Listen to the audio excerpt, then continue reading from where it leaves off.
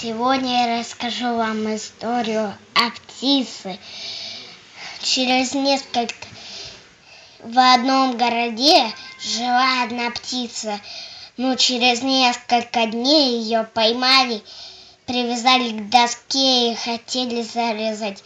Но птица закричала и отвязалась, улетела подальше, и больше ее никто не видел.